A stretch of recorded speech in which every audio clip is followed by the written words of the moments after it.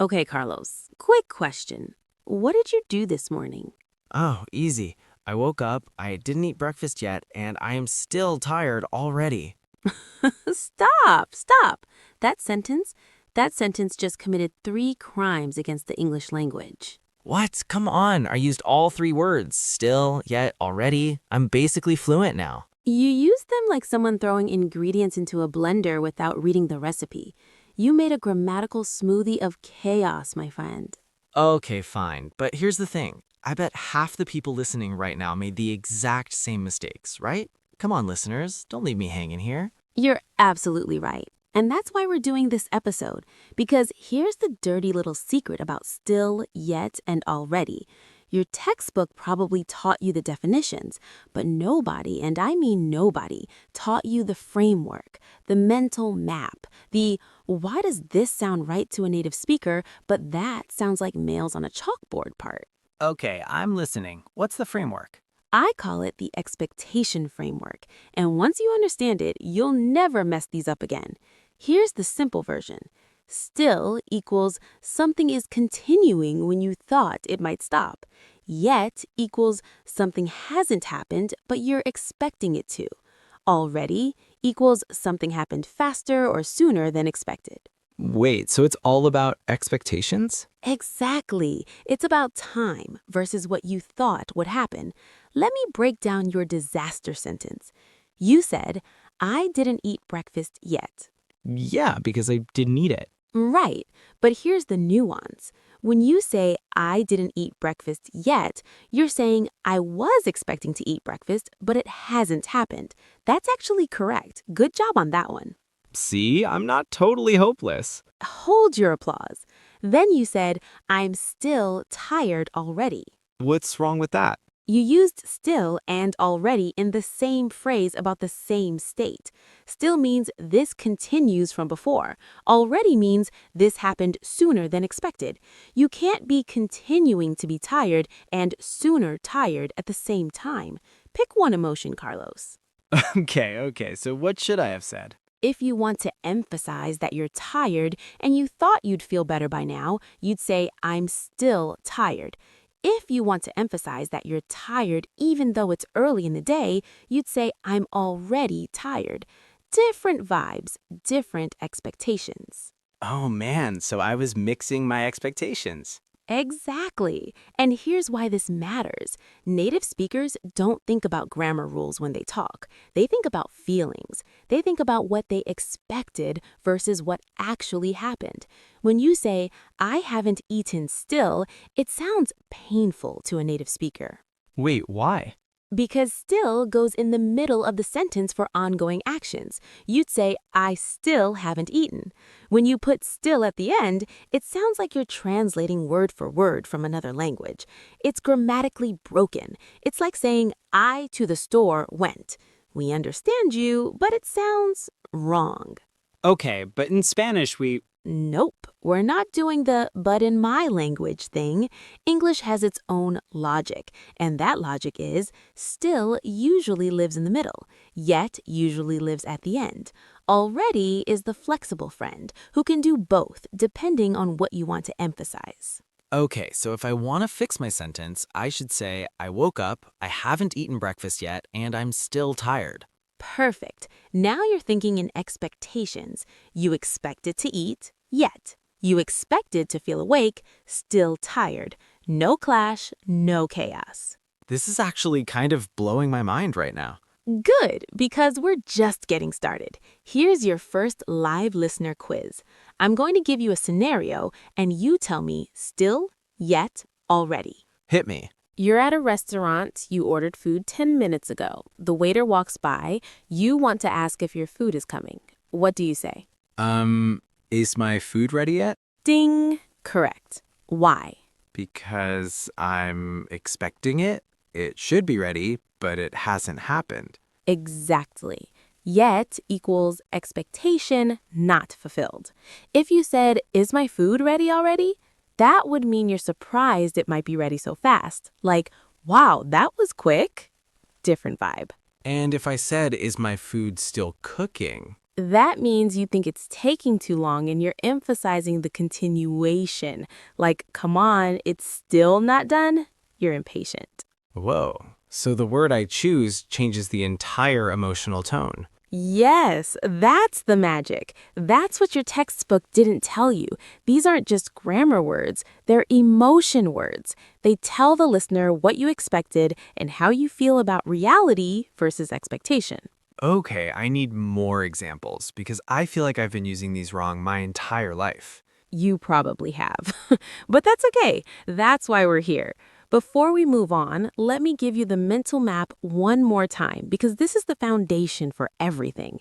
Still equals this continues. I thought it might stop, but nope.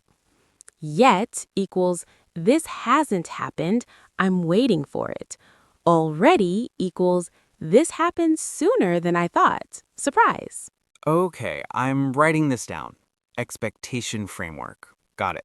Beautiful. Now let's get into the mechanics, because knowing the logic is one thing. Knowing where to put these words in a sentence, that's where people crash and burn. All right, Carlos, pop quiz. Where does still go in a sentence? The middle? Yes, but let me be more specific. Still goes after the to be verb and before other verbs. This is the rule that trips people up. Wait, what? Can you say that in human language? Okay. Let me give you examples. If you're using the verb to be, like am, is, are, was, were, still comes after it. So, I am still tired. She is still working. They were still sleeping. Okay, that makes sense. But if you're using any other verb like work, eat, live, study, still comes before the verb. So, I still work at the same company. He still lives in Tokyo. We still don't understand this topic. Wait, so the position changes depending on the verb? Exactly. It's the to be exception. And honestly, this is one of those things you just have to practice until it becomes automatic. Let me give you a rapid fire drill. I'll say a sentence and you fix it. Ready? Ready. I work still at the office. I still work at the office. Ding. Good. She tired still is. She is still tired. Perfect. They still are not here. Wait, they are still not here or they still are not here? Ooh, good question. Both are technically correct, but they are still not here sounds more natural. You want still to be as close to the verb as possible without sounding robotic. This is harder than I thought.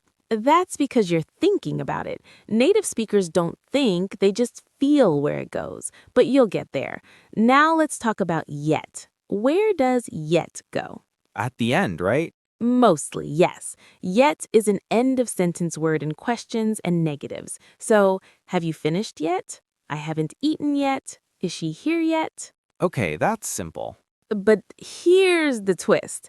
Yet can also go at the beginning of a sentence when it means but or however. This is formal yet, like, yet despite all the challenges, we succeeded. He was tired, yet he kept working. Wait, what? That's a completely different meaning. Yes, this is the sneaky thing about yet. It has two personalities. End of sentence yet equals not yet happened, expectation. Beginning of sentence yet equals but or however, contrast. So if I say, yet I haven't finished, that sounds weird? Exactly, because you're mixing the two personalities. If you want to use yet at the beginning, you need to set up a contrast. Like, I've been working for hours, yet I haven't finished. See?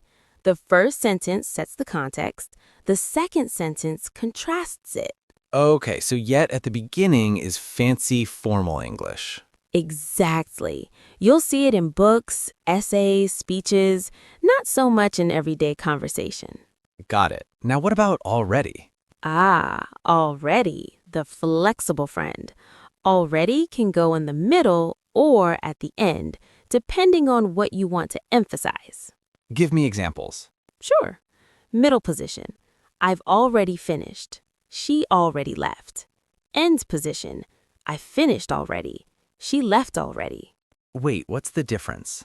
Emphasis. When already is in the middle, it's neutral. You're just stating a fact. When already is at the end, you're adding emotion, usually surprise, frustration, or disbelief. Can you give me a scenario? Okay, imagine you're working on a project with a teammate. You thought it would take all day. You check in after 1 hour and they say, "I've already finished." Neutral, just letting you know. "I've finished already." Excited or showing off, like, "Look how fast I am." Oh, so the end position is more dramatic. Exactly. Native speakers use end position already when they want to add flair. Now, here's a tricky one. Can you use already in a question? Have you finished already? Ding! Yes. And what's the emotion there? Surprise? Like, wow, you're done? That was fast. Perfect. Compare that to, "Have you finished yet?" That's just checking in. No surprise, just expectation. So yet is neutral, already is impressed. Exactly. And here's one more positioning rule that people forget. Already almost never goes at the very beginning of a sentence, Why not? because it sounds incomplete. If you say, "Already, I finished," it sounds like you're translating from another language again. English wants already in the middle or end. Okay, so to summarize, still is middle, but after to be, yet is end for expectation or beginning for contrast. Already is middle, neutral, or end, emphasis. Beautiful, you're getting it. Now, let's take a quick break and do another listener quiz. I'm going to give you 3 sentences. You tell me which one sounds native. Let's do it. Sentence A, "I still am not ready." Sentence B, "I am still not ready." Sentence C, "I am not still ready." B, Ding! Correct. Why? because still goes after am, and not comes after still. Exactly. I am still not ready. Sentence A is awkward. Sentence C is just wrong. It changes the meaning entirely. Okay, I'm feeling more confident now. Good, because we're about to enter the danger zone, already in all its chaotic glory. All right, Carlos, let's talk about why our competitor's viral episode was incomplete. Ooh, a drama. I love it. They did a great job explaining still and yet, but they barely touched already. And already is where the magic happens. Already is where you go from, "I'm learning English," to, "I sound like I know English." Big claim. Prove it. Okay, let's start with the basic definition. Already means sooner than expected, or by this time. But here's what your textbook won't tell you. Already changes the emotional temperature of a sentence. Emotional temperature. Yes, let me show you. Imagine you're a manager. You assigned a task to your employee this morning. It's now 10 a.m. You want to check in. You have 3 options. Have you finished? Have you finished yet? Have you finished already? Okay, what's the difference? Option 1, have you finished, is neutral. You're just asking. Option 2, have you finished yet, implies you expected them to finish by now. You're checking on progress. Option 3, have you finished already, implies surprise, like, "Wow, you're done? I didn't think you'd finish this fast." Whoa, so the same question has 3 completely different vibes. Exactly. And native speakers feel this difference instinctively. If you use the wrong one, you can accidentally sound rude, surprised, or impatient. Give me another example. Okay, you're at a party. Your friend texted you saying they're on the way. They arrive 10 minutes later. You say, "You're here already?"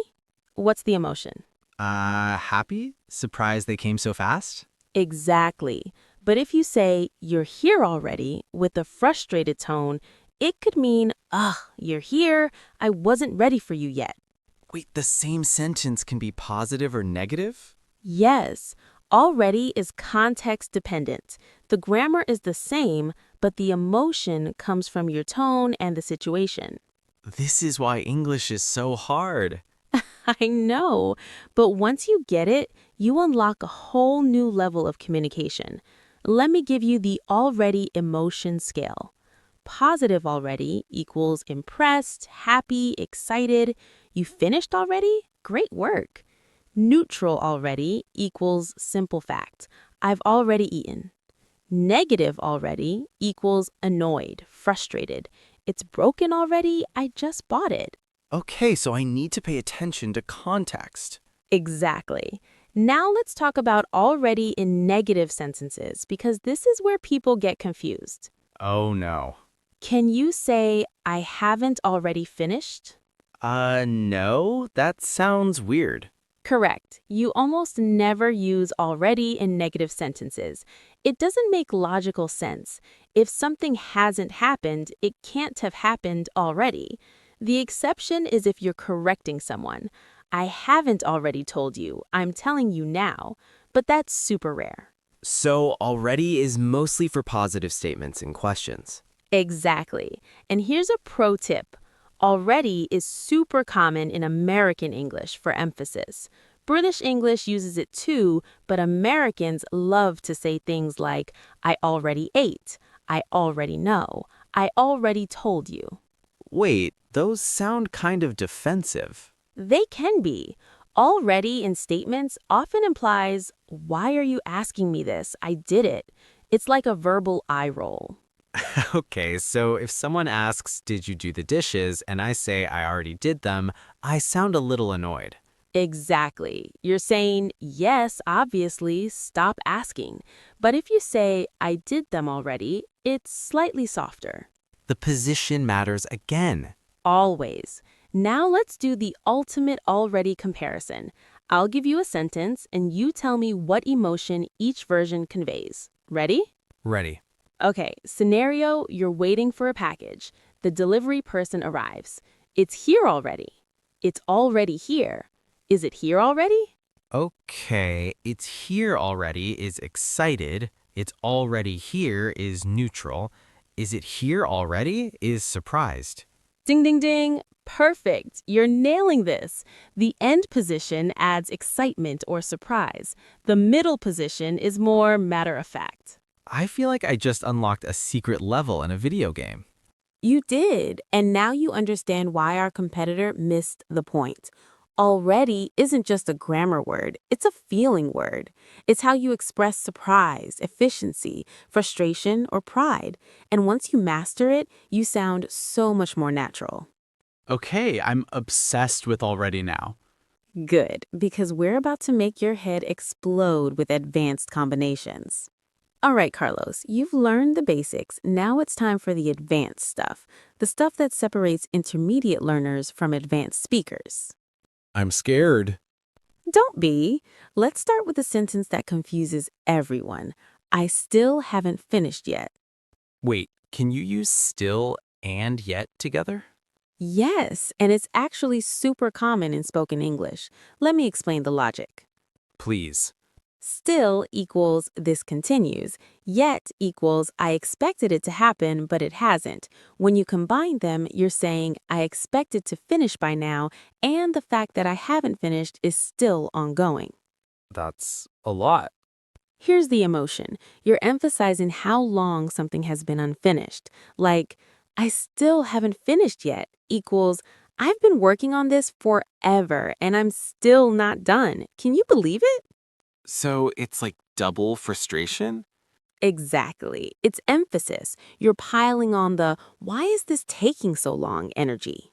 Can you use still and already together? Nope, because still equals ongoing and already equals completed. They contradict each other. If you say, I still already finished, you're saying I'm continuing to have finished, which makes no sense. Okay, so no still plus already. Correct, but you can use yet and already in contrast sentences, like, I haven't finished yet, but I've already started the next project. Oh, so they're describing different actions. Exactly. Yet for one thing, already for another.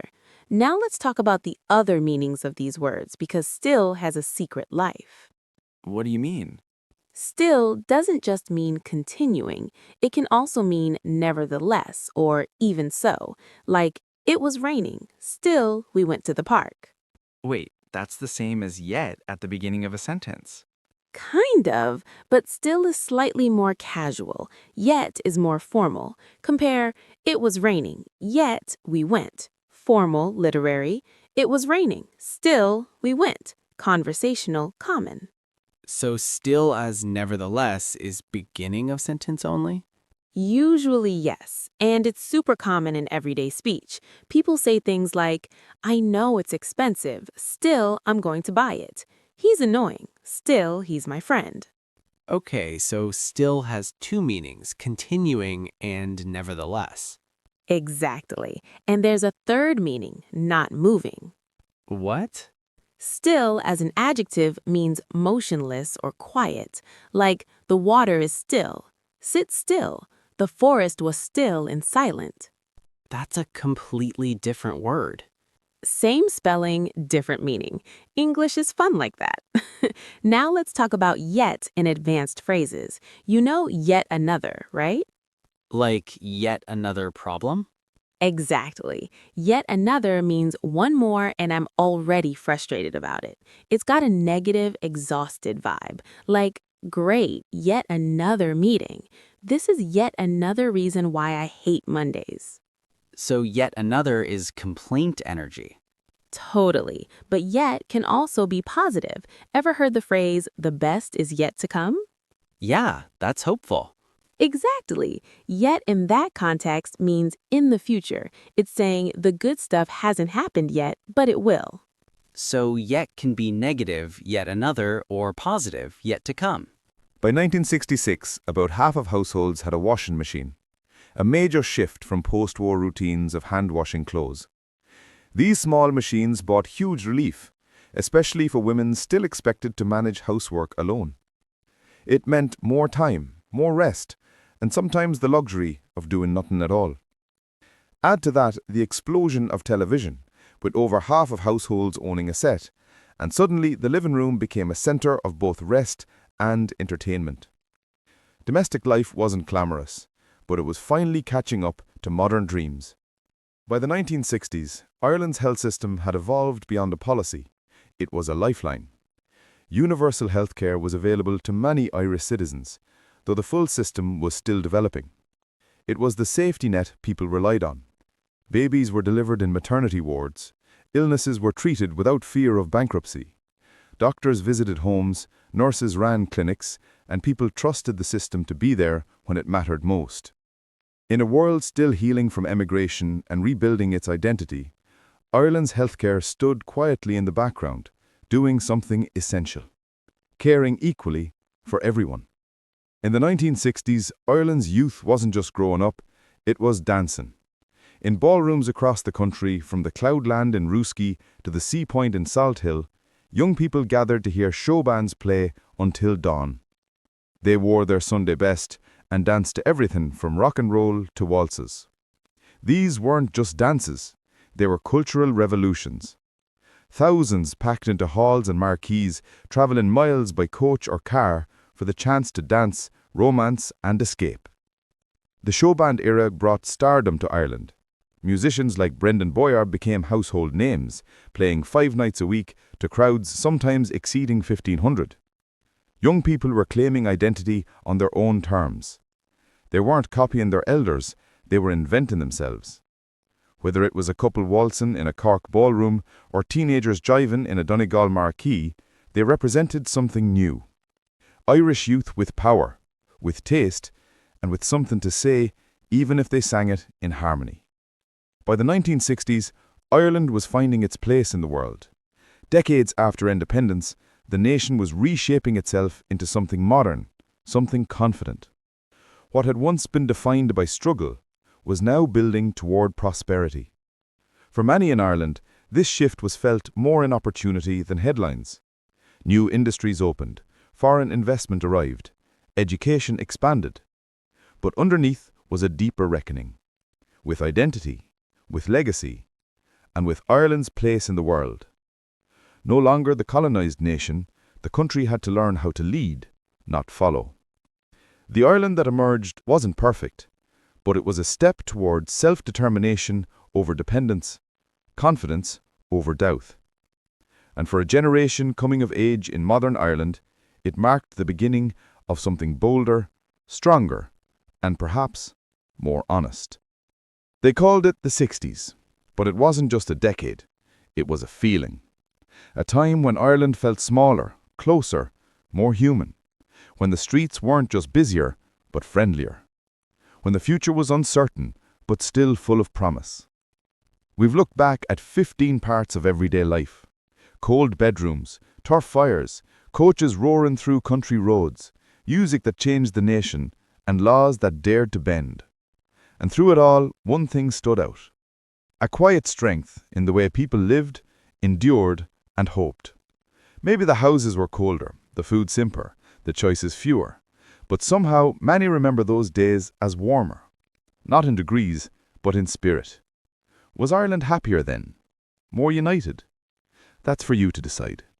But what's clear is this. Something about that time still echoes in the hearts of those who lived it. Do you think the country was more connected back then? Did we lose something along the way, or simply grow in a different direction? Let us know in the comments. Because remembering isn't just looking back. It's understanding who we are now and who we used to be. Excellent. Scenario 9. You're learning piano. You've been practicing for months. Someone asks if you can play. You say, Not yet, why? because I'm expecting to learn in the future. Great. Scenario 10. You're in a restaurant. The waiter brings your food after only 5 minutes. You're impressed. You say, That was fast. It's here already. perfect. Scenario 11. You're working on a project. Your teammate keeps checking in every 10 minutes. You're annoyed. You say, I'm still working on it, why? because still shows ongoing action, and I'm frustrated by the interruption. Correct. Scenario 12. You promised your mom you'd call her. You did 30 minutes ago. She asks again. You say, I already called you, why? because already shows completion, and I'm annoyed she forgot. Good. Scenario 13. You're reading a book. It's 800 pages. You're on page 200. Your friend asks if you're done. You say, Not yet. I'm still reading. why both? Yet equals expectation to finish. Still equals continuing the action. Excellent. Scenario 14. You're on a road trip. You've been driving for 6 hours. Your passenger asks, are we there? You say, Not yet. why not still? Because yet focuses on the expectation of arrival. Still would be we're still driving, which focuses on the action. Perfect. Scenario 15. You're at a party. It's midnight. Someone's baby is awake and crying. You say, The baby's still awake? why? Because I'm surprised they're continuing to be awake. Correct. Scenario 16. You're trying to lose weight. You've been working out for a month. No results. You say, I still haven't lost any weight. why? Because still emphasizes the frustration of the continuing negative state. Good. Scenario 17. You're waiting for a friend. They texted, I'm 5 minutes away. 20 minutes ago. You text back. Are you still coming? Why? Because I'm questioning if the plan is continuing. Exactly. Scenario 18. You're binge watching a show. You started yesterday. You've watched 15 episodes. Your roommate asks what you're doing. You say, I'm still watching that show. why? Because still shows the action continues from before. Perfect. Scenario 19. You're learning a language. Someone asks if you're fluent. You say, Not yet, but I'm getting there. why yet? Because yet shows expectation for the future. Excellent. Scenario 20. You're at a concert. The band hasn't started. It's past the scheduled time. You say to your friend. They haven't started yet Why? because I'm expecting them to start, but it hasn't happened. Perfect. Perfect score, Carlos. You crushed it. I actually feel like I understand this now. That's because you're not just memorizing rules, you're understanding the logic, the expectations, the emotions, and that's how native speakers think. Okay, so let me summarize everything we've learned today. 1. The expectation framework. Still equals continuing when you thought it might stop. Yet equals expected to happen but hasn't. Already equals happened sooner than expected. 2. Positioning. Still middle of sentence, after to be, before other verbs. Yet end of sentence for expectation, beginning for contrast. Already middle, neutral, or end emphasis. 3. Emotions.